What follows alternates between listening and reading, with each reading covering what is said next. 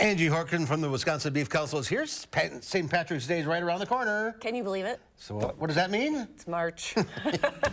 Corned beef. Corned beef. Our favorite month, no, not really. Our second favorite month. I'll say prime rib month. December's our favorite at the Beef Council. But St. Patty's Day is second favorite. I didn't know there's a prime rib month. We call it that. Okay. Yeah.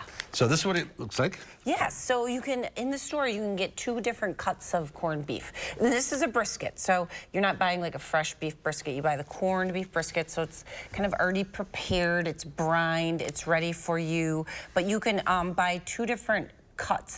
This is a flat cut, or you can get a point. The points are more triangular in shape. Flats are kind of more rectangular. The points might cost a little less per pound. They usually do a little bit. It's like $5 a pound? Yeah, $5.99 a pound. This is a 4-pounder. I always dig through and find the biggest ones because they do shrink up a little bit when you cook them, but you need to tenderize these. So corned beef's a labor of love. It takes a while. You know, slow cooker all day, instant pressure cooker, 70 minutes pressurized, but then in a stock pot in the oven. I did this one, corned beef with apple onion saute. Don't have any cabbage today. I did apple onion saute. The recipe's on the website. It's really good with different apples. And then I cooked this in the stove, or in the oven, in a stock pot with apple cider, onion, garlic, and then the little seasoning pack that comes with. All of our recipes call for that little seasoning pack to put in for flavor. How long? 3 hours, especially for these big ones. Check it when it's fork tender, it's ready. So literally just try a dinner fork in it. If it comes out with little resistance, it's tenderized, it's already flavored, it's all ready to go. All right, these guys. Reuben bites. Hey, if you happen to have some leftover corned beef.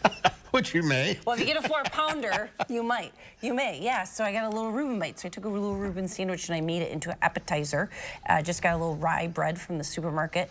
And I use deli corned beef in here, and then Swiss cheese, sauerkraut, and a little Thousand Island. Bake them in the oven. Bake the bread with a little Thousand Island, 10 minutes, 425. Then do all your toppings and do like another 5-6 minutes till the Swiss melts. Done. And it's so easy.